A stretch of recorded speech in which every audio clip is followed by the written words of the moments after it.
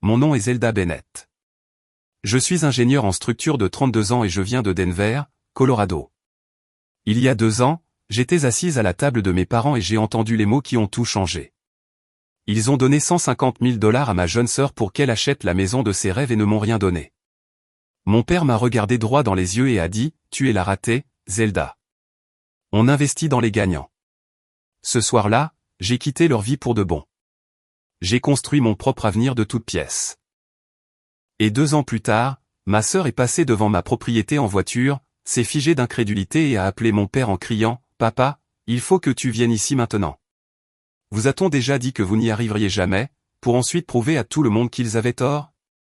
Dites-moi d'où vous regardez, parce que je sais que je ne suis pas la seule dans ce cas. » Cette nuit-là, c'était une fraîche soirée de fin d'automne. La brume s'infiltrait à travers les vitres, estompant la douce lueur dorée qui se reflétait sur la table de chêne. J'étais assise en face de mes parents. Sur la table, il y avait les lasagnes cuites au four de ma mère, aromatiques mais fades, comme toutes les conversations dans cette famille. Le parfum de la sauce tomate mélangée au vin rouge épaississait l'air autour de nous. À ma droite était assise ma sœur, Jessica, son visage rayonnant, ses cheveux blonds délicatement bouclés, ses yeux débordant de cette confiance naturelle, comme si le monde entier avait été fait pour elle. J'étais restée silencieuse pendant presque tout le repas, prenant de petites gorgées de vin, attendant le bon moment pour parler. Mais lorsque ma mère a posé sa fourchette et son couteau et a tamponné ses lèvres avec une serviette, j'ai su que si je ne parlais pas maintenant, je quitterais une fois de plus la table en silence, emportant des mots non dits et la douleur familière d'être laissé pour compte. J'ai pris une inspiration. J'ai une opportunité, ai-je dit, ma voix tremblant légèrement.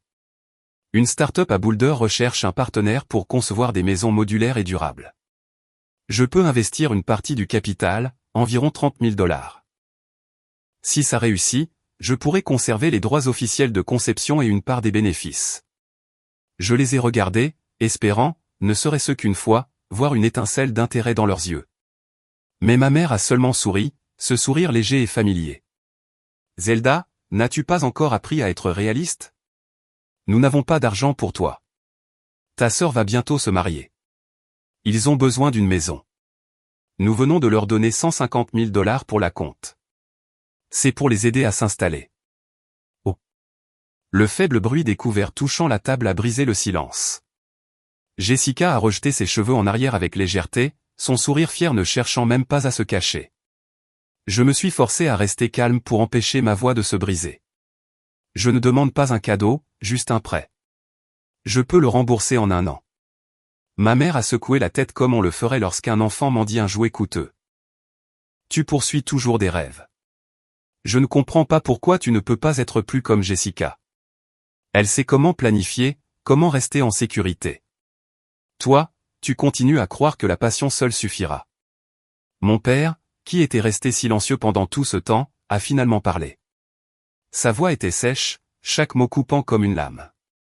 Jessica est une réussite, stable et elle a un plan clair. Nous avons choisi d'investir en elle. Mais toi, il s'est arrêté, me regardant par-dessus le bord fin de ses lunettes, tu es toujours la même rêveuse qui échoue toujours. C'est trop risqué de te faire confiance.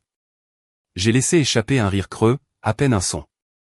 Une partie de moi voulait argumenter, demander s'ils avaient déjà regardé ce que j'avais construit, les maisons que j'avais conçues, les plans qui faisaient faire la queue aux clients. Mais je savais que rien ne changerait. Chaque argument serait transformé en défiance. Chaque tentative de faire mes preuves ne ferait que me rendre têtu et difficile. L'air autour de la table s'est figé. Jessica s'est versé plus de vin et m'a jeté un coup d'œil avec un demi-sourire. Allons, ne rends pas ça gênant. Tout le monde n'est pas aussi capable que toi. Tu sais comment prendre soin de toi. Je n'ai pas répondu. Je me suis contenté de fixer le verre de vin devant moi, voyant mon reflet déformé onduler à la surface rouge. Dans mon esprit, des souvenirs s'entremêlaient, des nuits à travailler après minuit, des croquis dessinés à la main tachée de café, des réunions où mes conceptions spatiales étaient louées, les années où j'ai payé pour mes études supérieures toute seule, sans emprunter un seul centime. Pourtant, rien de tout cela n'avait d'importance ici. Dans cette maison, ma valeur équivalait toujours à un sol négatif. Mon père a continué à manger. Ma mère a continué à parler du mariage à venir de Jessica. J'entendais le cliquetis des cuillères, leur rire discret, et j'avais l'impression d'être assise avec des étrangers. Je croyais autrefois que si je réussissais suffisamment, ils finiraient par être fiers de moi. Mais ils n'ont jamais eu besoin d'une raison pour m'aimer. Ils avaient seulement besoin d'une raison pour choisir quelqu'un d'autre. Quand le dîner s'est terminé, ma mère a remis à Jessica une enveloppe blanche, un chèque de 150 000 $. Jessica rayonnait, les remerciant avant de se tourner vers moi d'une voix douce. « Tu trouveras une autre opportunité. Ne sois pas fâché. » J'ai souri faiblement et j'ai dit « Non, Jess. Mes opportunités ne viennent de personne d'autre. » Alors que je rentrais chez moi, les lampadaires se reflétaient sur le pare-brise, clignotant au rythme de mon cœur. Je n'ai pas pleuré. La colère était là depuis trop longtemps pour se transformer en larmes. Ce que je ressentais, c'était plutôt un vide, comme si quelqu'un avait effacé toute mon histoire de la mémoire de ceux qui étaient censés se souvenir de moi. Quand le feu est passé au rouge, j'ai allumé la radio. Une vieille chanson de Fleetwood Mac passait, la voix de Stevie Nicks s'étirant dans la nuit de manière si tristement envoûtante que ma poitrine s'est serrée. J'ai pensé au passé. Mon enfance était mesurée par le son des cigales en été et les après-midi interminables que je passais sur le porche à empiler des blocs Lego pour en faire des gratte-ciel imaginaires. Quand j'avais 6 ans, ma mère a donné naissance à Jessica. Pendant les 3 premières années de ma vie, j'ai été le centre de ce petit univers jusqu'à ce qu'elle arrive, apportant avec elle une lumière que je n'aurai plus jamais. Les adultes appelaient Jessica le bébé miracle. Ma mère disait souvent aux gens qu'elle avait fait 2 fausses couches avant la naissance de Jessica. Et quand elle est finalement venue au monde, c'était comme si toute la maison renaissait, de nouveaux rideaux, des murs fraîchement peints, un nouveau berceau et une nouvelle forme d'amour. Et moi? J'ai lentement appris à m'écarter. Je me souviens encore du matin où ma mère a ramené Jessica de l'hôpital. Je me suis tenu près du berceau, excité de voir le minuscule bébé enveloppé dans une couverture rose. J'ai tendu la main pour toucher doucement son petit doigt en souriant, mais ma mère a immédiatement repoussé ma main. « Attention, Zelda. Ne lui fais pas mal », a-t-elle claqué, plus sèchement que nécessaire. J'ai retiré ma main, les joues brûlantes. À partir de ce moment, j'ai compris que dans cette maison, il y avait un être que tout le monde devait protéger, et mon rôle était d'apprendre à ne pas casser ce qui était précieux. Au fil des années, Jessica a grandi comme une fleur soignée quotidiennement, des cheveux dorés, des joues rondes et roses, un sourire éclatant et facile. Tout le monde disait qu'elle ressemblait à maman, tandis que je ressemblais à papa, cheveux bruns, peau plus foncée, yeux enfoncés et une bouche qui semblait toujours trop sérieuse. Maman aimait plaisanter, Zelda est le cerveau de la famille, mais Jessica est le cœur. Pourtant, je savais d'après la façon dont elle le disait que le cœur signifiait vraiment celle qui est aimée. Je n'ai jamais été doué pour m'intégrer, mais j'aimais les livres et j'aimais démonter les choses pour voir comment elles fonctionnaient. Alors que les autres enfants jouaient avec des poupées, je passais des heures à tripoter la vieille boîte à outils de mon père, apprenant à fixer des vis et à souder des fils. À l'école, je me suis fait remarquer non pas à cause de mon apparence, mais à cause de ma curiosité et de mon don pour les mathématiques. Quand j'avais 12 ans, je me suis inscrite à l'exposition scientifique de l'État avec un pont suspendu miniature construit en fil de fer et en paille qui pouvait supporter le poids d'un livre. Je ne m'attendais pas à gagner, mais j'ai gagné. Alors qu'il plaçait la médaille autour de mon cou, j'ai parcouru le public du regard à la recherche des visages de mes parents. Ils n'étaient pas là. Ce week-end-là, Jessica participait à un concours de beauté pour enfants au niveau de la ville. Ce soir-là, j'ai ramené la médaille à la maison, excité de la montrer à mon père. Il y a jeté un coup d'œil, puis a allumé la télévision. « Une fille si étrange », a-t-il dit sèchement. « Quel genre de fille joue avec des machines ?» Je me souviens encore du son de sa voix, stable et froide, comme du métal frappant le métal. Ma mère était assise à côté de lui, ne disant rien, se contentant de caresser les cheveux de Jessica alors qu'elle était assise sur ses genoux. Jessica a levé les yeux et a souri, exhibant son trophée Little Miss Sunshine. La lueur de la télévision a fait scintiller son trophée, tandis que mon métal ressemblait à un morceau de laiton terne. Dans les années qui ont suivi, la distance n'a fait que s'élargir. Ma mère emmenait Jessica à des essayages de robes, des cours de danse et des cours de chant, tandis que j'apprenais seul la programmation de base et la conception technique à partir de vieux CD. Chaque conversation au dîner tournait autour de l'emploi du temps de Jessica, des séances de photos, de la formation vocale, des représentations à l'église. Si je parlais de ma propre journée à l'école, il se contentait de murmurer un peu ou distrait. Je croyais autrefois que si j'essayais juste un peu plus fort, il finirait par me voir. Mais chaque effort ne faisait que me faire disparaître davantage. Je croyais autrefois que l'amour d'un parent était comme la gravité, naturel, inconditionnel et constant. Mais je me trompais. Dans cette maison, l'amour était distribué comme un investissement. Celui qui promettait le rendement émotionnel le plus élevé recevait le plus. Je n'apportais pas de fierté, j'apportais des inconvénients. Lentement, j'ai appris à me rétrécir, à cacher mes passions, même à cacher les fois où j'obtenais des A pour ne pas être accusé de me montrer. Après avoir obtenu mon diplôme de l'Université du Texas, j'ai quitté Colorado Springs sans me retourner. Denver m'a accueilli avec son air sec et vif et ses montagnes enneigées au loin, un rappel silencieux que je repartais de zéro. J'ai loué un petit appartement à Capitol Hill, si peu meublé que chaque pas résonnait. J'ai travaillé comme ingénieur en structure pour une entreprise de construction de taille moyenne, un travail qui exigeait plus que ce à quoi je m'attendais, mais c'était la première chose qui me donnait l'impression d'appartenir à un endroit.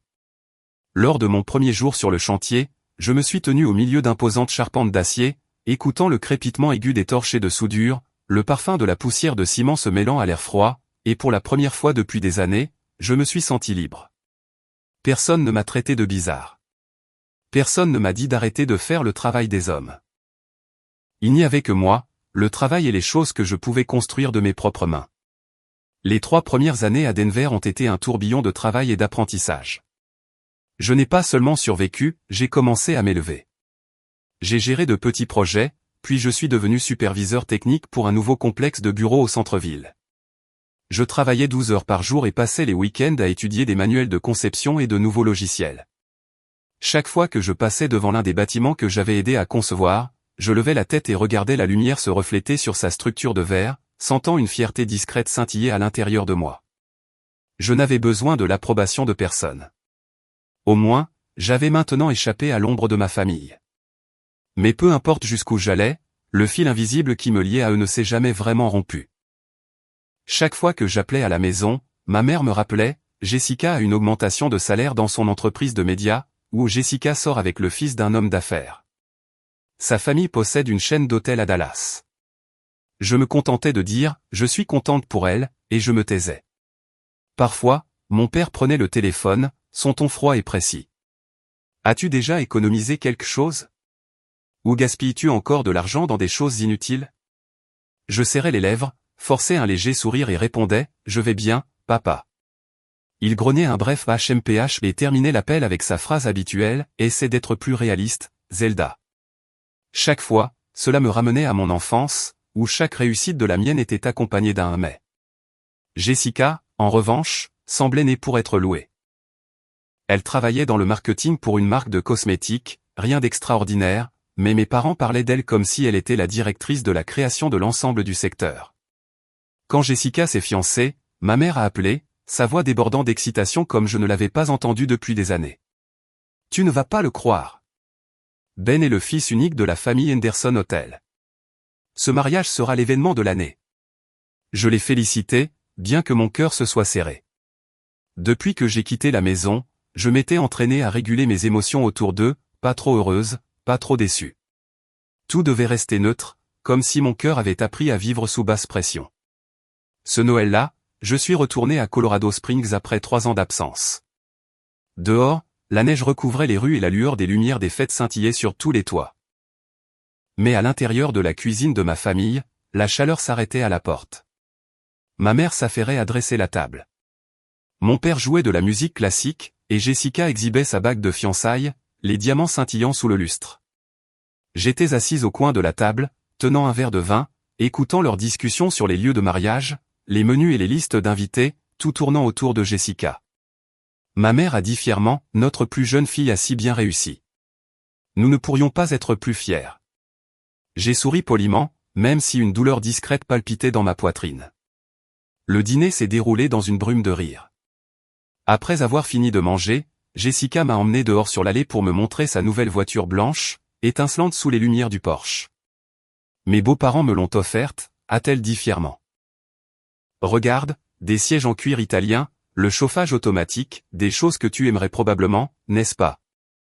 J'ai passé ma main sur la surface froide de la peinture et j'ai souri. C'est magnifique. Elle a souri, ses yeux pétillants. Tu devrais trouver quelqu'un de stable, tu sais. Vivre seul pour toujours doit être si solitaire. Je n'ai pas répondu.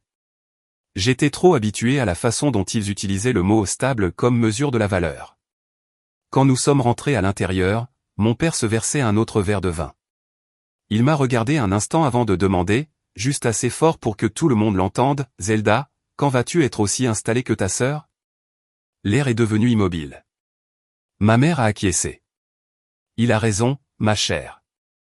Tu n'es plus si jeune. Jessica a fait un sourire maladroit. Allons, ne lui mets pas la pression. Mais même ce doux commentaire a été comme une lame dans la poitrine. J'avais envie de dire que j'avais un bon emploi, que je payais mon propre logement, que j'avais construit une carrière entièrement par moi-même. Mais je savais que toute tentative d'explication ne ferait que ressembler à des excuses pour un échec à leurs yeux. J'ai posé mon verre, j'ai rencontré le regard de mon père et j'ai dit calmement, « Papa, peut-être que je n'ai pas besoin d'être stable comme elle. J'ai juste besoin d'être moi-même. » Il a froncé les sourcils, mais n'a rien dit. Personne n'a rien dit. Le tic-tac de l'horloge murale a rempli le silence, chaque battement froid et délibéré. Retour au présent. Quand j'ai finalement atteint mon appartement à Denver, l'horloge venait de passer 2 heures du matin. J'ai coupé le contact et je suis resté assise là dans l'obscurité pendant un certain temps, écoutant la voiture se calmer dans le silence. L'appartement m'a accueilli avec son vide familier. J'ai enlevé mon manteau, j'ai posé mon sac et j'ai regardé autour de moi les murs blancs, la bibliothèque, les plans inachevés sur mon bureau et la petite plante près de la fenêtre, flétrie par la négligence. Tout était propre, ordonné et solitaire. Je me suis versé un verre de vin rouge, je me suis assise sur le canapé et j'ai déverrouillé mon téléphone. L'écran s'est illuminé avec des dizaines de messages non lus dans le groupe de discussion de la famille Bennett. Le dernier en date était une photo de Jessica exhibant sa bague de mariage. Ma mère avait réagi avec un emoji cœur, et mon père avait commenté, « Si fier de notre plus jeune fille. » J'ai regardé cette phrase pendant longtemps, comme si je regardais une blessure qui avait été suturée mais qui saignait encore en dessous. Puis j'ai ouvert une discussion privée et j'ai commencé à taper, mes doigts tremblant légèrement. À partir de maintenant, je n'essaierai plus de prouver quoi que ce soit. Merci de m'avoir appris à me tenir debout par moi-même, même de la manière la plus cruelle possible. Je l'ai relu une fois, puis j'ai appuyé sur envoyer. Quand le message a affiché 2 coches bleues, j'ai eu l'impression qu'une lourde pierre tombait de ma poitrine. Sans attendre de réponse, j'ai bloqué leurs 2 numéros et j'ai supprimé le groupe de discussion familiale. Chaque photo, chaque vieux message, des vœux d'anniversaire aux petites plaintes, je les ai tous effacés. Chaque fois que j'appuyais sur supprimer, mon cœur me faisait un peu mal, mais en même temps, je me sentais plus légère. Cette nuit-là, je n'ai pas pu dormir. Je me suis assise sur le sol, le dos contre le mur, écoutant le vent siffler à travers la fenêtre. Le premier sentiment a été la peur, plus de contacts, plus de famille, plus personne pour envoyer des messages de vœux. Une partie de moi était encore cet enfant de 8 ans serrant un robot jouet après que mon père ait arraché son cordon, désespéré d'être pardonné. Mais au matin, alors qu'une douce lumière du soleil s'infiltrait à travers les rideaux, je n'ai ressenti que la paix. La pièce avait l'air la même, mais quelque chose en moi avait changé. Je n'avais plus besoin de mesurer ma valeur à travers le regard de qui que ce soit. J'avais choisi le silence non pas pour les punir, mais pour me sauver. Les premières semaines n'ont pas été faciles. Certains matins, je me réveillais avec un lourd sentiment de culpabilité, comme si j'avais commis un grand crime contre ma famille. En passant devant des cafés, en voyant des familles rassemblées autour de tables, riant et parlant, ma poitrine se serrait. Je me demandais si j'avais été trop cruel. Mes parents étaient-ils assis dans cette cuisine à Colorado Springs, parlant de moi sur un ton triste ? Mais ensuite, je me suis souvenu de chaque mot qu'ils avaient dit, de chaque regard de dédain, de chaque repas où j'avais été exclu de la conversation, et j'ai su que ce n'était pas moi qui les avais abandonnés. Ils m'avaient quitté il y a longtemps. J'avais seulement trouvé le courage d'arrêter d'y retourner. Un soir, je suis sorti sur mon balcon. Le vent était vif et une fine couche de neige s'accrochait à la rambarde. J'ai inhalé profondément et j'ai incliné la tête vers le ciel nocturne. L'hiver à Denver a une sorte de lumière étrange, froide mais cristalline. La ville était silencieuse comme si elle dormait, seules quelques étoiles pâles scintillant au-dessus de nos têtes. J'ai fermé les yeux, et pour la première fois de ma vie, je ne me suis pas senti seul dans le silence. Je me suis senti en paix. Quand vous avez vécu toute votre vie sous la critique, le silence au début ressemble à un vide. Mais progressivement, j'ai réalisé que le silence n'était plus une punition. Il était devenu une limite entre moi et l'ancienne douleur, une frontière mince et fragile, mais suffisante pour me permettre de respirer. Je n'avais pas besoin d'eux pour exister. Je n'avais besoin ni de leurs éloges, ni de leurs excuses. J'avais seulement besoin de savoir que pour la première fois en 32 ans, j'étais autorisé à vivre sans prouver ma valeur à qui que ce soit. Cette nuit-là, j'ai fermé mon ordinateur portable, j'ai posé mon téléphone sur la table et j'ai soufflé la bougie. J'ai regardé autour de moi la pièce, la douce lumière jaune se reflétant sur les murs, calme, simple et entièrement à moi. Je me suis chuchoté à moi-même, c'est assez maintenant, Zelda. À partir de ce moment, tu n'as plus à essayer. Après avoir coupé les ponts avec ma famille, j'ai mis toute mon énergie dans le travail, comme si je pouvais combler le vide intérieur en restant occupé. Au début de l'année 2020, Denver était glacial, le ciel d'un gris lourd qui semblait emprisonner chaque rayon de lumière. J'ai travaillé presque sans relâche, j'ai accepté des projets supplémentaires, je suis parti tôt, je suis rentré tard, j'ai fait des croquis jusqu'à ce que mes mains me fassent mal. Je me suis dit que si je restais assez occupé, la douleur n'aurait pas le temps de s'exprimer. L'entreprise pour laquelle je travaillais, une firme spécialisée dans les structures civiles, avait des contrats avec plusieurs nouveaux projets de logement dans toute la région. J'ai été promue directrice technique avec un salaire stable et le respect de mes collègues. Aux yeux du monde extérieur, j'étais l'image d'une femme forte et indépendante. Mais la nuit, dans mon appartement calme, quand les lumières étaient éteintes, je pouvais encore entendre la voix de mon père résonner dans ma tête, c'est trop risqué de te faire confiance. Puis, un matin de mars, le directeur a convoqué tout le monde dans la salle de conférence. J'étais assise au milieu de la rangée, une tasse de café encore chaude à la main, mais mon cœur s'est glacé dès qu'il a prononcé les premiers mots. Je suis désolé, mais la situation économique nous oblige à réduire nos effectifs. La salle est devenue silencieuse. J'avais entendu les nouvelles concernant la récession, l'effondrement de l'entreprise après la pandémie, mais je croyais toujours que j'étais en sécurité. J'avais travaillé dur, obtenu des résultats, jamais reçu une seule plainte. Mais quand le directeur a lu la liste, mon nom était juste là au milieu, clair et non négociable. Je suis sorti du bâtiment juste au moment où la neige commençait à tomber. La lettre de licenciement était froissée dans ma main.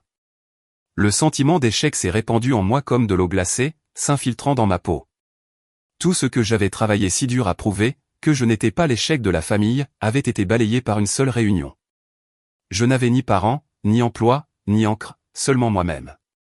Les jours qui ont suivi se sont déroulés comme un vieux film délavé. J'ai envoyé des CV partout, mais la plupart des entreprises avaient gelé les embauches. L'appartement est devenu si silencieux que j'entendais le faible bourdonnement du réfrigérateur. Chaque matin, je me réveillais encore tôt, préparais du café, ouvrais mon ordinateur portable, mais il ne restait plus aucun projet sur lequel travailler.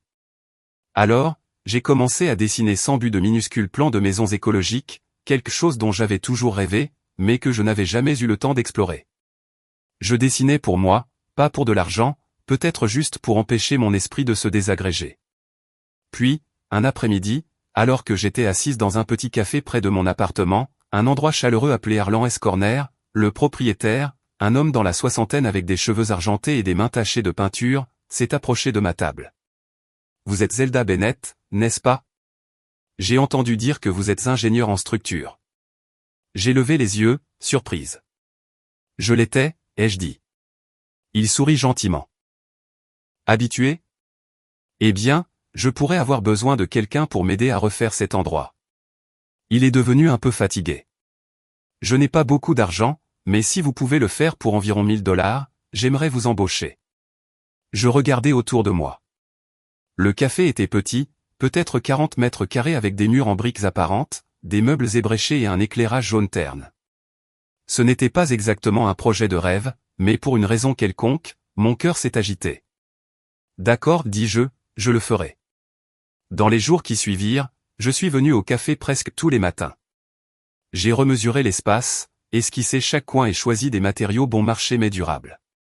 Je n'avais pas d'équipe, juste une boîte à outils et mon vieil ordinateur portable. Arlon était toujours assis derrière le comptoir à me regarder travailler avec un regard doux, me préparant de temps en temps un cappuccino chaud. « Vous travaillez dur, dit-il une fois. J'aime cette sensation, répondis-je, la sensation de créer quelque chose que l'on peut réellement toucher. J'ai décidé de conserver la structure originale du café, mais j'ai changé l'éclairage et l'aménagement. J'ai utilisé du bois de récupération pour le comptoir, accroché quelques suspensions en verre et repeint les murs en gris cendré, en ajoutant quelques petites peintures d'artistes locaux. Le coût total s'est élevé à un peu plus de 800 $.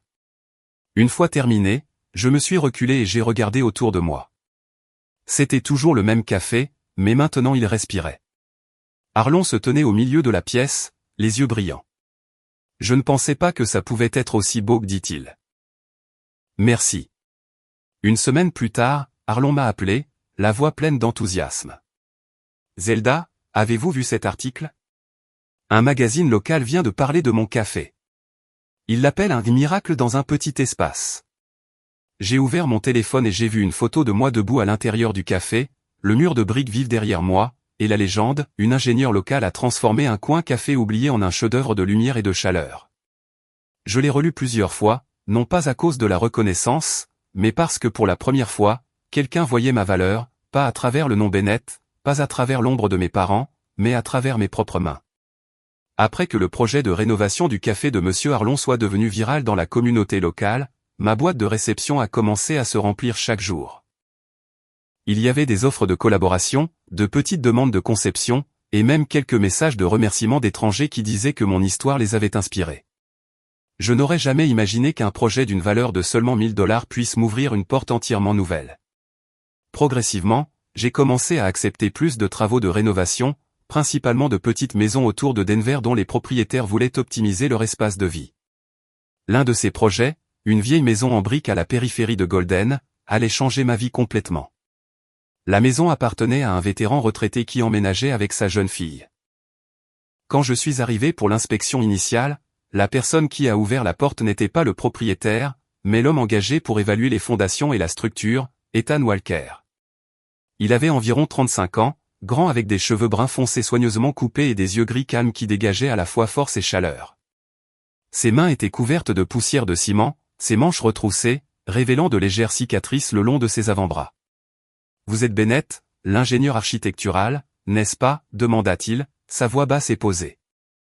J'ai acquiescé. « Et vous êtes celui qui s'assure que cette maison ne s'effondre pas pendant la construction ?» Il gloussa doucement mais sincèrement.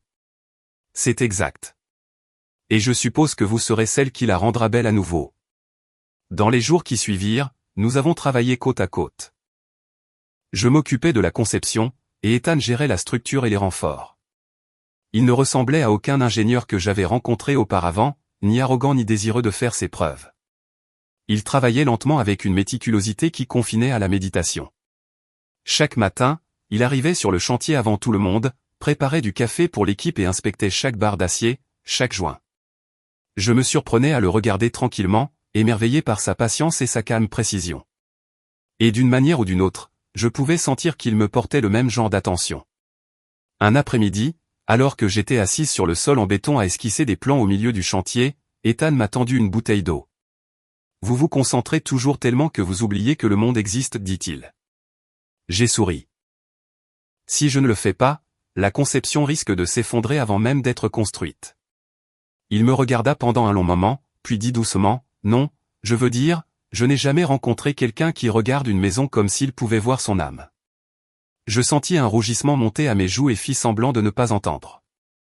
Mais cette nuit-là, quand je suis rentré à la maison, ces mots résonnaient dans ma tête, chauds comme la lueur d'une lampe d'hiver qui se répand à travers une fenêtre.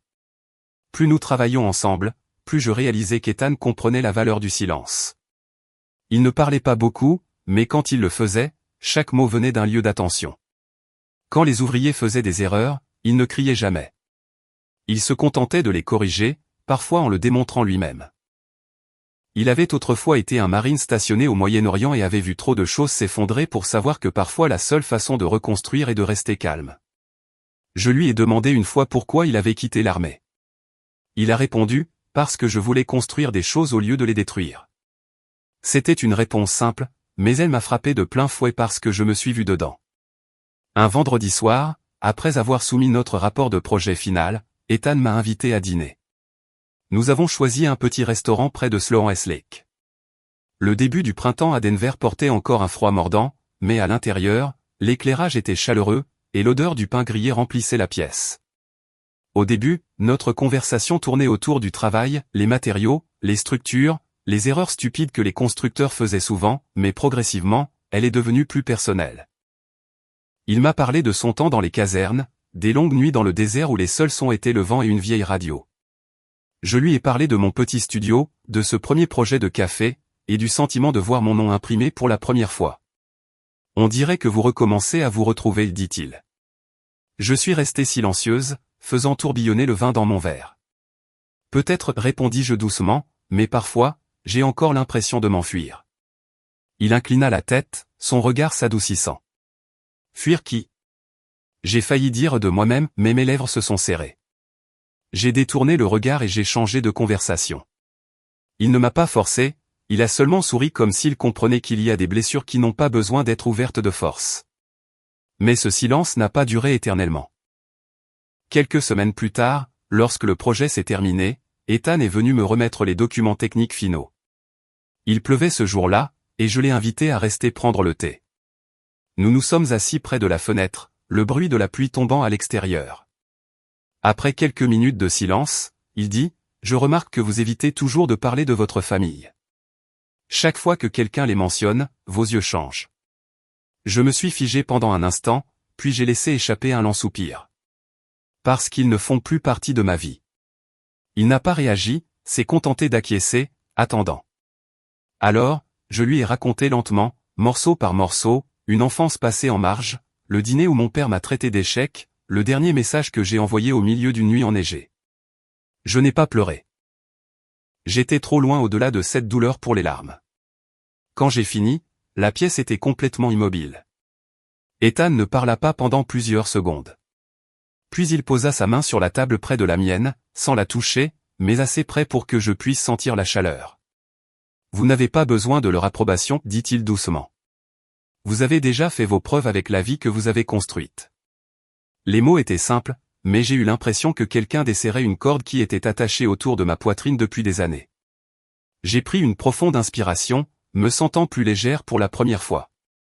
Il ne m'a pas apitoyé, n'a pas essayé de me donner des conseils. Il a simplement reconnu ma valeur comme quelque chose d'évident. À partir de ce moment-là, nous avons commencé à travailler ensemble plus souvent. Ethan a commencé à participer à plusieurs des plus petits projets de mon studio. Il avait une vision pratique, et j'avais un instinct créatif, deux forces apparemment opposées qui s'accordaient parfaitement. Un soir, alors que nous discutions de la demande d'un client pour une maison compacte écologique, Ethan dit soudainement, « Avez-vous déjà pensé à créer un modèle de vie durable ? Une maison qui peut générer sa propre énergie, économiser des matériaux, mais qui reste chaleureuse et belle ?» Je l'ai regardé, mes yeux s'illuminant. Vous lisez dans mes pensées. Je voulais faire ça depuis l'université, mais je n'en ai jamais eu l'occasion. Il sourit. Alors peut-être que c'est le moment. Comment devrions-nous l'appeler? Je me suis arrêté un instant avant de répondre. Le projet écologie. Il acquiesça. Parfait. Vous vous occupez de la conception. Je m'occuperai de l'ingénierie et de la construction. Ensemble, nous prouverons que petit ne veut pas dire moins. Nous nous sommes serrés la main, et à cet instant, j'ai réalisé que cette rencontre entre nous n'était pas seulement une question de travail. Ethan n'était pas entré dans ma vie pour me sauver. Il était simplement apparu au moment exact où j'étais prête à me reconstruire. Et pour la première fois depuis des années, je ne me sentais plus seul. Cet été-là, après des mois de projets non-stop dans toute la ville, Ethan a suggéré que nous prenions quelques jours de congé pour nous ressourcer. Je me souviens clairement de cet après-midi, il a frappé à la porte du studio, tenant 2 tasses de café et une carte pliée. « Avez-vous déjà été sur la côte de l'Oregon » demanda-t-il, son ton décontracté, mais portant une pointe de quelque chose de plus profond. J'ai secoué la tête. Il sourit. « Alors nous y allons ce week-end. Juste quelques jours. Pas de travail, pas de courriel, pas de pression. » Je n'étais pas du genre à me détacher facilement du travail, mais la façon dont il l'a dit, ferme mais douce, m'a fait acquiescer sans hésitation. 3 jours plus tard, nous avons quitté Denver dans le vieux pick-up d'Ethan, juste au moment où l'aube se levait. Je me suis assise sur le siège passager, tenant une tasse de café, regardant les montagnes rocheuses rétrécir dans le rétroviseur. Plus nous allions loin, plus l'air changeait, le froid sec des montagnes laissait place à l'odeur humide des forêts de pins, et bientôt la faible odeur de sel a commencé à dériver par la fenêtre ouverte. Lorsque le camion a contourné la dernière courbe et que la côte de l'Oregon s'est déployée devant nous, mon cœur s'est serré. C'était à couper le souffle, vaste et sans fin. L'océan s'étendait d'un bleu profond sous le ciel drapé de brume, les falaises recouvertes de mousse et de brouillard.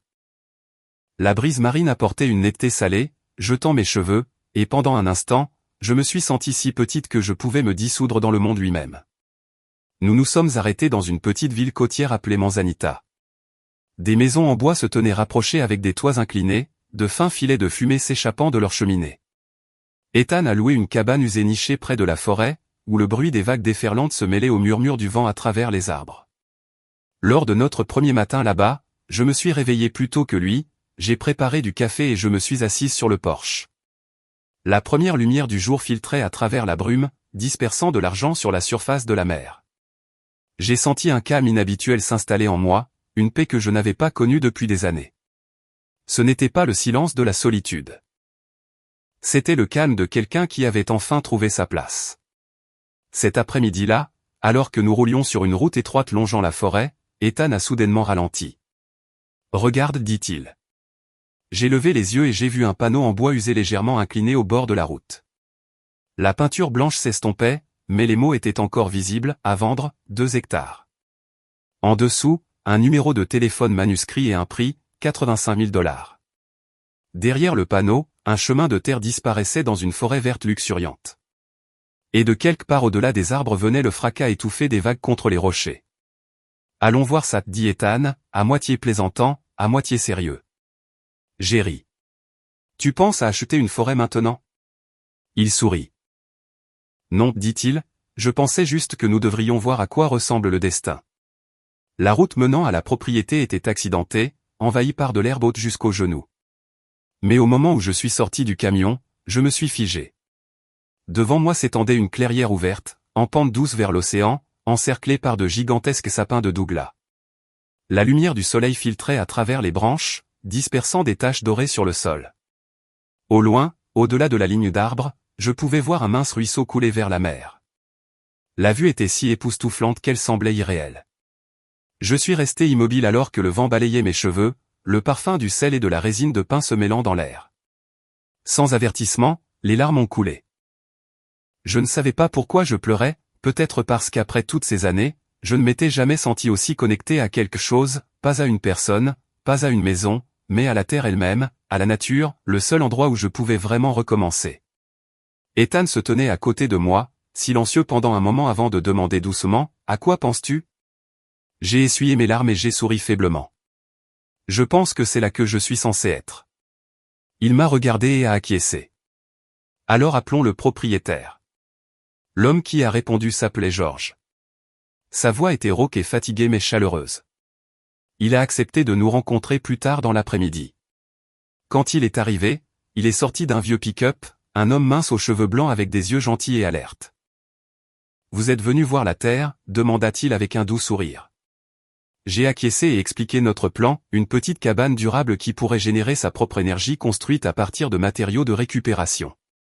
Un prototype pour notre projet écologie, ai-je ajouté, un peu embarrassé de voir à quel point cela sonnait ambitieux. Mais George n'a pas ri. Il s'est tenu tranquillement à scanner la terre, puis s'est retourné vers nous, son expression s'adoucissant. « Vous savez, dit-il, j'ai cette terre depuis plus de 40 ans. J'avais autrefois prévu de construire une petite maison ici pour ma femme, mais elle est décédée avant que je puisse le faire. Depuis, je n'y ai jamais touché. En vous entendant parler de votre projet aujourd'hui, peut-être qu'il va enfin être utilisé de la bonne manière. » Ethan demanda, « Est-ce que vous la vendez toujours pour 85 000 ?» George sourit. « Si j'étais plus jeune, je vous la donnerais gratuitement. Mais dites-moi, je vais la baisser à 75. Appelez ça ma foi dans les jeunes qui osent encore rêver. » Je me suis figé.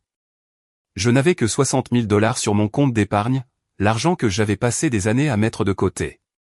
Ethan m'a jeté un coup d'œil et a compris immédiatement. « Je couvrirai le reste, dit-il doucement. Nous établirons un accord, diviserons l'investissement et la propriété équitablement. Pas de conditions, juste l'égalité. » Je l'ai regardé pendant un long moment, et dans ses yeux, je n'ai vu aucune pitié, seulement un pur respect. Tu es sûr, demandai-je. Je suis sûr, répondit-il. Parfois, pour construire quelque chose de grand, il faut 2 paires de mains. Nous avons serré la main de Georges ce jour-là même. Il nous a montré le titre de propriété, expliquant qu'il n'y avait pas de maison, seulement un puits sec et quelques vieilles bornes. Lorsque nous avons signé les papiers de dépôt, sa main a tremblé légèrement. Puis il m'a regardé avec un regard sincère. Les gens pensent qu'il faut de l'argent pour commencer quelque chose, dit-il. Mais en réalité, tout ce dont vous avez besoin, c'est de la foi, et je vois ça en vous deux. Je ne trouvais pas les mots, je me suis contenté d'acquiescer doucement. Au moment où nous sommes partis, le soleil se couchait déjà. La lumière dorée se répandait sur la forêt, et le vent bruissait dans les feuilles comme de doux murmures. Assise dans le camion tenant le contrat dans mes mains, j'avais l'impression de tenir quelque chose de sacré. Ethan jeta un coup d'œil et sourit. Bienvenue dans ta nouvelle vie, propriétaire terrien Bennett. J'ai ri à travers mes larmes. Cette nuit-là, j'ai ouvert mon cahier et j'ai écrit sur la première page, aujourd'hui, parmi les pins et le bruit de la mer, j'ai acheté 2 hectares de terre, pas seulement avec de l'argent, mais avec la foi. Pour la première fois de ma vie, je possède quelque chose que personne ne peut m'enlever, un morceau de terre qui est à moi. Les premiers jours après l'achat de la terre ont été remplis de matins brumeux et de mains collantes de résine de pin. La parcelle de forêt près de la côte de l'Oregon n'avait ni électricité, ni route goudronnée, seulement le vent, le parfum du sel et un air si pur qu'il réduisait chaque pensée au silence.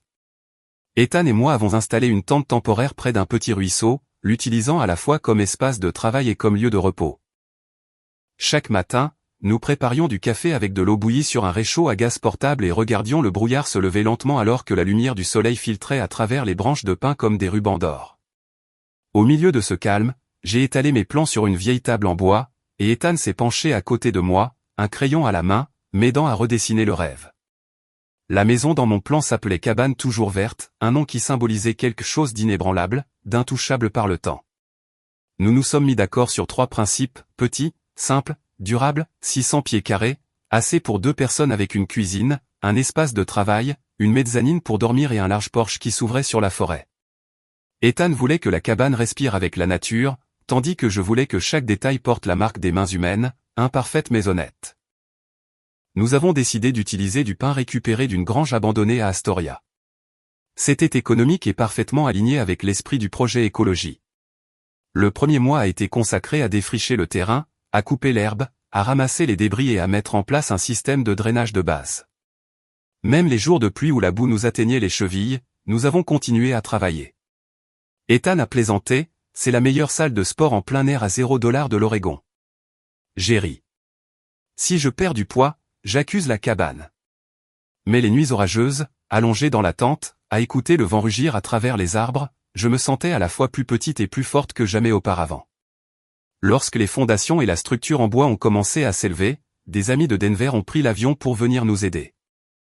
Marcus, le propriétaire du coin d'Arlon, a amené tout le personnel de son café, disant « Je vous dois quelque chose, alors laissez-moi payer avec de la sueur ». Quelques anciens clients de mon studio sont venus aussi, portant des outils, de la nourriture et des encouragements. Chaque personne a contribué une petite pièce. Et en regardant autour du chantier, j'ai réalisé que j'assistais à la formation d'une communauté, non pas par le sang, mais par le choix. Ethan était l'âme de la construction. Il comprenait la structure comme la plupart des gens comprennent la respiration. Chaque fois que l'épuisement me frappait, il disait, une planche à la fois, Zelda. Il n'est pas nécessaire que ce soit parfait. Il faut juste que ça avance. Je me souviens d'un matin si froid que mes mains se sont fissurées et ont saigné. Pourtant, il portait toujours du bois lourd à côté de moi, racontant de vieilles histoires militaires juste pour me faire rire. Le soir, nous nous asseyions près du feu, buvions de la bière froide et parlions de l'avenir, des personnes qui vivraient un jour dans des maisons durables, de la façon dont nous pourrions étendre ce modèle pour aider des communautés entières. Au 4e mois, lorsque le toit de la cabane était enfin en place, j'ai commencé à concevoir l'intérieur. Sans budget réel, j'ai presque tout fait moi-même, le comptoir de la cuisine à partir de vieilles planches de pin, des lampes faites de bouteilles en verre recyclées, des étagères construites à partir de cadres de fenêtres mis au rebut. Je me souviens de ces matins au marché aux puces de la ville, le café à la main, découvrant des morceaux de matériaux qui semblaient sans valeur mais qui étaient étrangement beaux. J'ai peint, poncer et assembler, et chaque fois qu'un détail se mettait en place, le bonheur se répandait en moi comme un courant électrique. Ethan me regardait travailler et riait. Je n'ai jamais vu quelqu'un aimer chaque clou comme tu le fais. J'ai souri. Chaque clou est un acte de défi. Tu ne pourrais pas comprendre. Parfois, la charge de travail m'écrasait. Mon corps me faisait mal. Mes épaules brûlaient. Mes mains étaient à vif et égratignées. Je me souviens d'un soir où je perçais un mur quand l'outil s'est cassé, et j'ai éclaté en larmes. Ethan m'a prise dans ses bras et a murmuré, « Tu n'as rien à prouver à personne. Cette cabane n'a pas besoin d'être parfaite. Elle a juste besoin d'être à toi. » Ces mots m'ont réduite au silence. À ce moment-là, j'ai réalisé que peut-être ce que je construisais n'était pas seulement une maison, mais aussi la partie de moi-même que mes parents avaient autrefois reniée. Au 6e mois, la structure de la maison était terminée. Lorsque la première lumière a traversé les carreaux de verre que j'avais installés de mes propres mains, je me suis tenu dans la pièce, sentant encore le bois frais, et les larmes ont coulé. J'ai pensé à moi à 15 ans la nuit où j'ai enterré la lampe robot sous le chêne derrière notre maison, une fille qui croyait autrefois que ses rêves étaient sans valeur. Maintenant, elle se tenait à l'intérieur d'une maison qu'elle avait construite elle-même. Au 10e mois, la cabane toujours verte était terminée. Nous avons gardé son nom fidèle à l'esprit du projet, toujours verte, quelque chose qui ne s'efface jamais, qui se dresse fièrement à travers le temps. La petite cabane se tenait tranquillement dans la forêt avec un toit incliné en métal mat, des murs en bois pâle et de larges fenêtres s'ouvrant vers le ciel sans fin. À l'intérieur, la lumière naturelle remplissait chaque coin. Tout était simple, épuré et chaleureux. Ethan a planté une rangée de jeunes arbres le long du chemin, tandis que j'ai placé une petite lampe sur le rebord de la fenêtre faite d'un bloc de bois et d'une ampoule en verre, une version renaissante de la lampe robot de mon enfance. L'après-midi où nous avons terminé, nous nous sommes assis sur le porche à regarder le soleil se coucher derrière les pins. J'ai pris une seule photo de la cabane baignée de lumière dorée, la forêt derrière elle.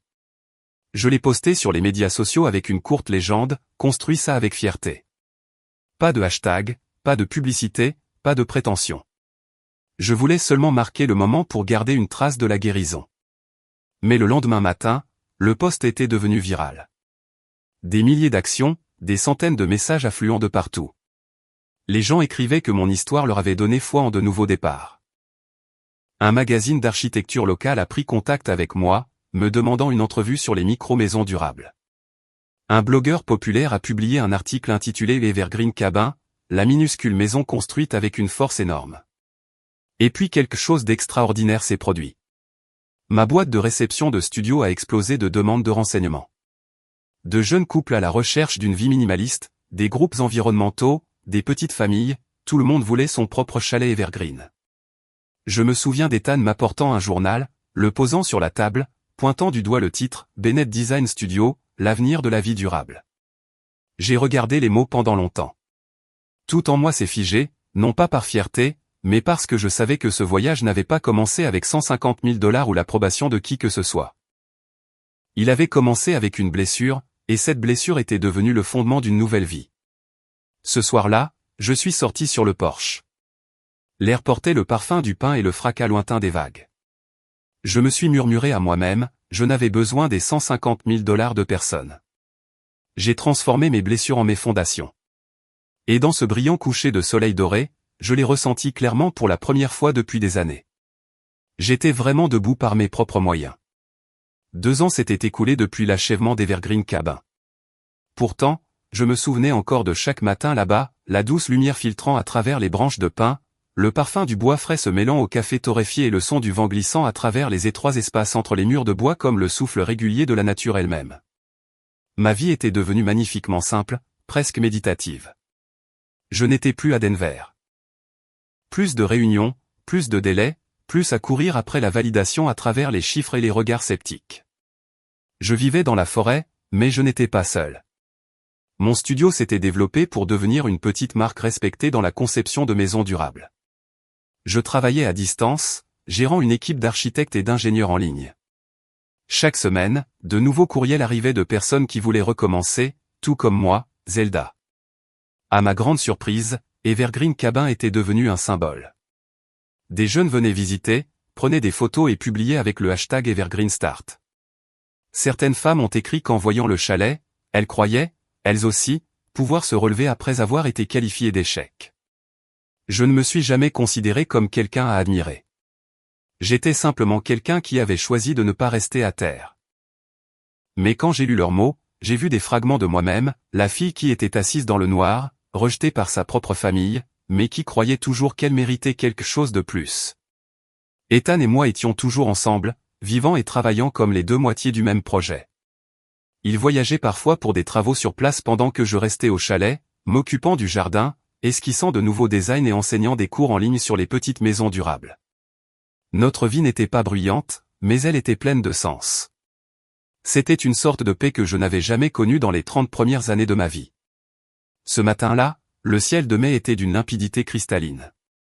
J'étais agenouillé près du porche, portant des gants, plantant de la lavande le long du chemin. La brise portait une légère trace de sel de la mer lointaine, effleurant ma peau.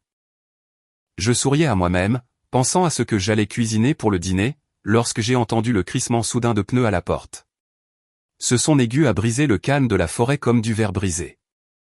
Je me suis levé, j'ai essuyé la terre de mes mains et je suis monté sur le porche. Une BMW argentée s'était arrêtée juste devant le petit panneau en bois où était écrit « Evergreen Cabin, propriété privée ». La portière de la voiture s'est ouverte et la personne qui en est sortie m'a fait figer, Jessica, ma sœur. Je ne l'avais pas vue depuis 2 ans. C'était toujours le même visage, délicat, parfaitement poli, portant une robe blanche immaculée et un sac à main de créateur en bandoulière. Mais quelque chose dans sa posture était complètement différent cette fois, tremblante, incertaine, ses yeux grands ouverts de panique, comme quelqu'un qui s'était égaré dans un monde auquel il n'appartenait pas. Elle est sortie en tenant son téléphone à son oreille, sa voix tremblant. « Papa, tu dois venir ici tout de suite. » Sa voix a fendu l'air, brute de peur, comme un enfant qui appelle à l'aide. Je suis descendu du porche, le cœur battant, mais ma voix calme. « Jessica, que se passe-t-il » Elle s'est arrêtée, m'a regardé, et pendant un instant, ses yeux se sont remplis d'incrédulité. « Toi, balbutia-t-elle. Tu habites ici ? Oh mon Dieu, je n'arrive pas à y croire. Papa et maman ont dit que tu étais en faillite, que tu t'étais enfui quelque part dans les montagnes. Ils ont dit que tu avais tout perdu. » Son regard a balayé le chalet, les murs en bois clair, les grandes fenêtres ensoleillées, le jardin que j'avais cultivé moi-même. Je suis resté là, tenant toujours mes gants de jardinage, souriant légèrement. Ce qu'il pense n'a plus d'importance, Jessica. Mais toi, pourquoi trembles-tu ? Elle s'est tue, ses lèvres tremblant. Une rafale de vent a soufflé, jetant quelques mèches de ses cheveux blonds sur son visage. Sa voix s'est adoucie, je ne m'attendais pas à ce que tu vives comme ça. J'ai haussé un sourcil. Qu'est-ce que tu veux dire par là ? Elle a baissé les yeux sur ses talons hauts, maintenant maculés de boue, puis a relevé les yeux, ses yeux brillants de larmes. Tu as tout. Sans l'aide de personne. Et moi. Sa voix s'est brisée. Après le divorce, je vis toujours dans la maison que maman et papa ont achetée. Ils paient toujours pour tout. Chaque fois que j'essaie de faire quelque chose par moi-même, maman dit, ne sois pas imprudente comme ta sœur. Et j'écoute. Je n'ai rien dit. Seul le bruit des vagues se faisait entendre au loin et le lent battement inhabituel de mon propre cœur. Je ne la détestais pas. Ce que je ressentais, c'était une douleur silencieuse pour nous deux filles élevées sous le même toit, mais ayant appris des leçons opposées. On m'avait appris à être forte jusqu'à ce que je me transforme en pierre, et on lui avait appris que la faiblesse était la seule façon d'être aimée. Jessica s'est approchée, passant ses doigts sur le mur du chalet. « Tu as construit tout ça toi-même » demanda-t-elle d'une voix presque un murmure.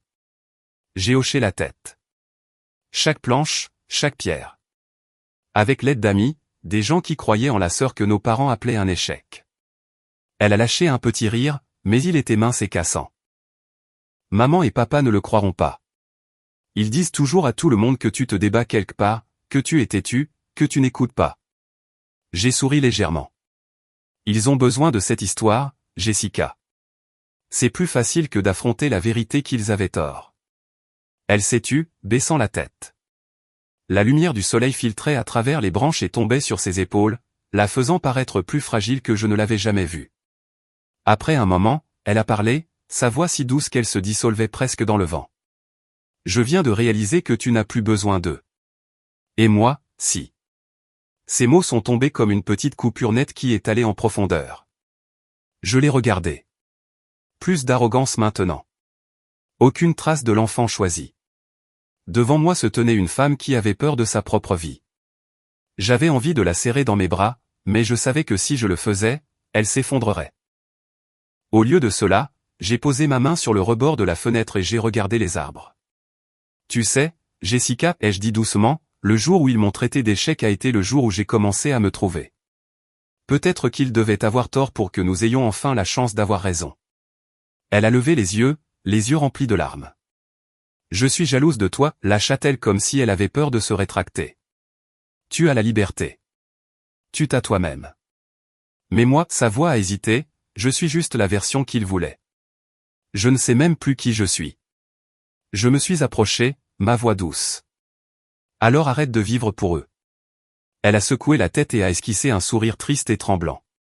Plus facile à dire qu'à faire. J'ai hoché la tête. Je comprenais.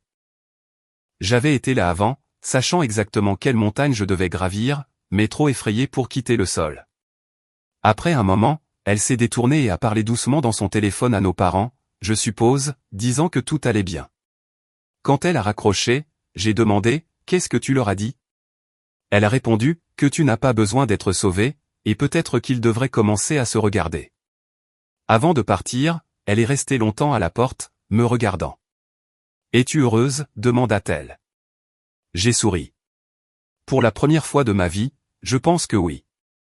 Elle a hoché la tête, les yeux rouges, puis est montée dans la voiture. La BMW argentée s'est engagée sur le chemin étroit, ses pneus crissant sur le gravier, un son aigu et sec, qui s'est estompé au loin. Je suis resté là, à regarder jusqu'à ce que le bruit du moteur se confonde avec le fracas de la mer. Une douce brise a soufflé, portant le parfum de la lavande que je venais de planter. J'ai fermé les yeux et j'ai pris une profonde inspiration. À l'intérieur de moi, il ne restait plus de colère, seulement une étrange paix silencieuse. Une paix que j'avais achetée avec 2 ans de silence et de liberté. Et quelque part au bout du chemin, peut-être que Jessica pleurait. Pas pour moi, mais parce que, pour la première fois, elle réalisait qui avait vraiment été laissé pour compte. Environ 1 heure après le départ de Jessica, alors que le soleil commençait à s'incliner vers la forêt, j'ai entendu le bruit familier de pneus crissant sur le gravier, un son lourd, urgent et plein de tension. Je n'avais pas besoin de regarder pour savoir que c'était le SUV noir de mon père.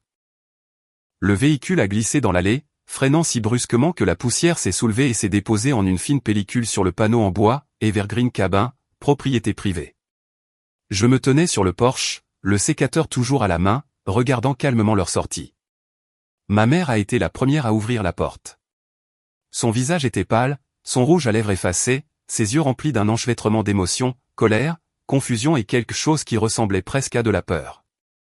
Mon père a suivi, sa posture aussi rigide que jamais, mais son visage tendu, les veines visibles le long de son cou.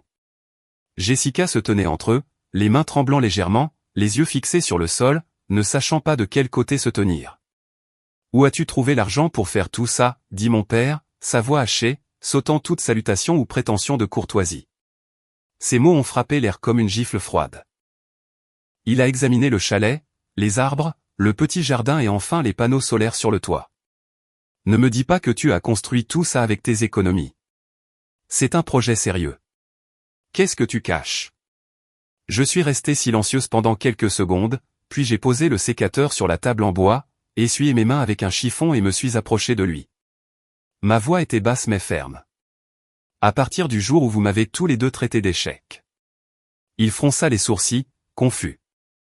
J'ai croisé son regard et j'ai continué. Chaque fois que vous avez dit que je n'étais pas assez bonne, j'ai fait des heures supplémentaires. Chaque fois que vous m'avez comparé à Jessica, j'ai appris une nouvelle compétence. Chaque fois que vous vous êtes moqué de mes rêves, je suis resté éveillé toute la nuit pour trouver comment les réaliser. Chaque regard de mépris, chaque mot de doute, c'est le capital que j'ai utilisé pour construire cet endroit. Ma mère serra fermement son sac à main, sa voix tremblant. Zelda, nous voulions seulement ce qu'il y a de mieux pour toi. Nous n'avons jamais voulu te blesser. J'ai laissé échapper un rire court et sec qui a résonné dans l'air immobile. Ce qu'il y a de mieux pour moi, ai-je demandé en me rapprochant. Ou ce qu'il y a de mieux pour votre image? Vous ne voulez pas un enfant qui ose prendre un chemin différent, qui pourrait échouer, qui est différent. Vous voulez une histoire parfaite à raconter au fait, un enfant à montrer, pas à comprendre. Ma mère s'est figée, des larmes coulant sur ses joues, mais elle n'a fait aucune réfutation. Mon père s'est détourné, faisant les 100 pas autour du chalet comme s'il cherchait une fissure pour prouver que je mentais. Il a examiné les murs, le toit, les cadres de fenêtres. À chaque pas qu'il faisait, ma poitrine s'alourdissait. Je pouvais dire qu'il était déchiré entre croire et ne pas croire, entre l'image de la fille ratée qu'il avait construite dans son esprit et la femme qui se tenait devant lui maintenant, ferme et sans peur. Ethan est sorti de la maison à ce moment-là, calme mais décidé. Il s'est contenté de hocher la tête en guise de salutation et s'est tenu silencieusement à côté de moi. Les yeux de mon père se sont tournés vers lui, un éclair de confusion traversant son visage. Peut-être avait-il entendu la rumeur selon laquelle je vivais seul dans les bois, que personne ne se souciait de moi. Maintenant, l'homme devant lui voyait que je n'étais ni seul ni pitoyable. Le seul laissé pour compte était lui, échoué dans la poussière de vieux préjugés. « As-tu fait tout ça pour te venger ?» demanda mon père, sa voix basse et étranglée. J'ai secoué la tête. « Non, papa. Si je voulais me venger, j'aurais envoyé une facture. Mais je n'ai pas besoin de faire ça. Chaque matin, tu te réveilles dans la maison que tu pensais stable. Et je me réveille dans l'endroit que j'ai construit de mes propres mains. C'est ma victoire. » L'air s'est immobilisé. Seul le bruit lointain de la mer est resté, s'écrasant en vagues régulières comme un battement de cœur. Mon père s'est retourné vers moi, ses yeux n'étaient plus perçants, plus pleins de mépris, mais quelque chose d'autre entièrement, lourd, en conflit, fragile. Il a ouvert la bouche, mais il a fallu plusieurs secondes avant qu'il puisse parler. Nous avions tort. Ces 4 mots sont tombés comme un glas. Ma mère a fondu en larmes, couvrant son visage de ses 2 mains. Mon père est resté immobile, les doigts entrelacés, fixant le sol. Puis, lentement, il a demandé, « Peux-tu nous pardonner ?» Sa voix était petite, fatiguée, comme un homme qui venait de déposer un fardeau qu'il portait depuis des années. Je suis restée silencieuse. Ethan m'a doucement serré la main comme pour me rappeler que je n'avais rien à dire. Mais j'ai quand même levé les yeux, regardant vers la forêt où les derniers rayons du soleil du soir se dispersaient à travers les arbres. « Je n'ai pas besoin de pardonner pour être libre, ai-je dit doucement. Je l'ai déjà trouvé. » Ils sont restés là, silencieux. Ma mère a reniflé, se détournant pour essuyer ses larmes avec sa manche. Mon père a expiré, ne cachant plus son âge ni sa fatigue. Je n'ai rien dit de plus. Tout avait été dit. Rien n'avait besoin d'être répété.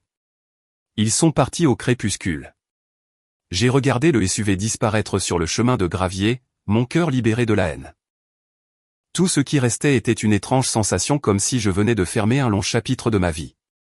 Ethan s'est approché de moi, a drapé un manteau sur mes épaules. « Ça va ?» demanda-t-il. J'ai hoché la tête, mes yeux suivant toujours la ligne du chemin forestier. « Ça va. Pour la première fois de ma vie, vraiment bien. » Ce soir-là, je me suis assise près de la fenêtre du chalet, la lumière dorée se reflétant sur le bois, et j'ai écrit quelques lignes dans mon journal.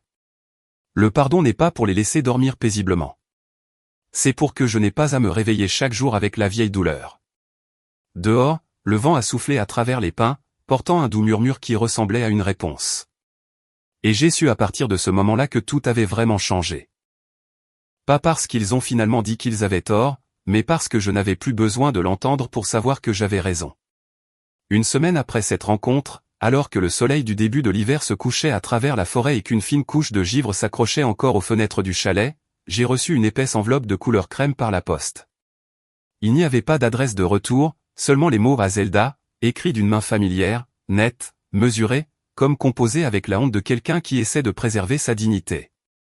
J'ai su instantanément que c'était de mon père. Je me suis assise pendant un long moment avant de l'ouvrir, mes mains tremblant légèrement. À l'intérieur se trouvaient 2 feuilles de papier, une longue lettre et une photo de notre ancienne maison à Colorado Springs, Colorado, avec un panneau à vendre devant. Au bas de la photo se trouvait une courte ligne, « Nous avons vendu la maison. Il est peut-être temps de recommencer. » J'ai déplié la lettre. L'écriture de mon père était plus tremblante maintenant, plus nette et confiante. Il a écrit que lui et ma mère avaient parlé pendant de nombreuses nuits, réalisant que pendant toutes ces années, il m'avait aimé de la pire des manières. Aimer avec des conditions, aimer à travers des attentes, aimer par comparaison. Il a dit que ma mère avait souvent pleuré, honteuse de ne pas m'avoir protégé de son propre favoritisme. Ils avaient décidé de quitter la maison qui était devenue trop grande, trop silencieuse, où chaque mur portait à la fois l'ombre de Jessica et mon absence. Si tu ne veux plus jamais nous revoir, nous comprendrons, a-t-il écrit. Mais sache cela pour la première fois de nos vies. Nous sommes vraiment fiers de toi. J'ai plié la lettre et l'ai posée sur la table en bois. Pas de larmes, pas de sourire. Une partie de moi avait longtemps désiré entendre ces mots pendant des décennies. Mais quand ils sont finalement arrivés, tout ce que j'ai ressenti, c'était un calme inhabituel. Je n'ai pas répondu. Je n'ai pas appelé. Je n'ai même pas gardé la photo. Au lieu de cela, je suis sorti où le vent froid a soufflé à travers la forêt et l'air sentait le pin et la terre humide. Dans un coin de la cour, j'ai creusé un petit trou et j'ai placé à l'intérieur un jeune pin que j'avais ramené de la ville. En le recouvrant de terre, j'ai murmuré, pour un nouveau départ. Pour moi-même. Ethan se tenait à quelques pas, les mains dans les poches, me regardant avec un sourire silencieux et chaleureux. Quand j'ai fini de tapoter le dernier morceau de terre, il s'est approché de moi, tenant une petite boîte en noyer sculptée de délicats motifs faits à la main. J'ai fait ça avec le premier arbre que nous avons coupé pour construire le chalet, dit-il, sa voix basse et ferme. J'ai ouvert la boîte. À l'intérieur se trouvait une simple bague, une fine boucle de bois poli enduit d'un doux éclat de cire. Pas de diamant, pas d'or, juste de la chaleur et de la vérité. Zelda Bennett, dit-il, s'agenouillant dans la terre humide, vas-tu continuer à construire avec moi? Pas seulement des chalets, mais le reste de nos vies. J'ai ri à travers mes larmes. Au milieu de la forêt, entouré du parfum du pin et du bourdonnement du vent, j'ai hoché la tête. Oui, mais cette fois, nous dessinons le plan ensemble. Il a souri et m'a serré contre lui. Au-dessus de nous, la lumière du soleil a filtré à travers la cime des arbres, se dispersant en traînées dorées comme de tranquilles bénédictions. Ce soir-là, alors que le soleil se couchait derrière la forêt, je me suis assise sur les marches du chalet, regardant la lumière du feu scintiller sur la vitre. Ethan était à l'intérieur en train de préparer le dîner, et j'ai ouvert mon carnet, celui que j'avais utilisé pour écrire chaque étape de mon voyage. J'ai écrit, ils ont donné une fois $150 000 à ma sœur. Ils m'ont donné le silence, mais ce silence est devenu le plus grand cadeau car en lui, j'ai trouvé ma voie. Je n'ai pas besoin d'être reconnu. J'ai juste besoin d'être moi-même, et c'est suffisant. Un jour, le vent a dérivé à travers la forêt, remuant les pages de mon carnet. J'ai fermé les yeux, écoutant le bruit des vagues au loin se mêler au murmure des arbres, une douce symphonie de guérison. À ce moment-là, j'ai compris que tout était revenu à son point de départ. Plus besoin d'excuses. Plus besoin de preuves. Il suffisait de savoir que l'enfant autrefois traité d'échec avait construit une vie de liberté de ses propres mains et de sa propre foi. Un après-midi, alors que le soleil versait de l'or à travers les pins, j'ai entendu le doux bruit d'une voiture s'arrêter devant la porte. Je suis sorti et j'ai vu un véhicule argenté familier. Jessica. Elle n'est pas sortie, a seulement baissé sa vitre. Ses cheveux étaient attachés soigneusement, son visage sans maquillage lourd, ses yeux plus doux que je ne me souvenais. Elle m'a regardé, puis le chalet derrière moi, et a souri d'un petit sourire silencieux, sans fierté ni honte, seulement la paix. J'ai hoché la tête et lui ai souri en retour. Pas de mots, pas d'excuses, juste deux femmes qui ont finalement compris où elles appartenaient dans le monde. Elle a parlé doucement, presque un murmure. Tu es vraiment heureuse, n'est-ce pas? J'ai répondu, oui, et toi aussi tu peux l'être, si tu choisis de vivre pour toi-même. Jessica n'a rien dit, puis a hoché la tête lentement. Elle a démarré la voiture et est repartie, sans se presser, sans se retourner. Mais je savais que cette fois, elle ne fuyait plus. Je suis resté là à regarder le soleil baigner la forêt d'or.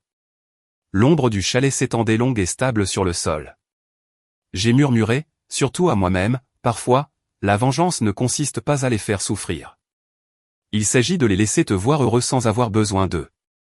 Le vent a soufflé à travers les jeunes pins que j'avais plantés, leurs feuilles tremblant comme en signe d'accord. Je suis rentré à l'intérieur où la lumière chaude se répandait à travers les fenêtres du chalet et Ethan m'attendait avec un sourire. Derrière moi, la forêt parlait, le son de la paix, des nouveaux départs. Et je savais que partout où la vie me mènerait, je porterais toujours cet endroit en moi. Evergreen Cabin, un symbole de résilience, de liberté et d'une femme qui a finalement appris à s'aimer elle-même.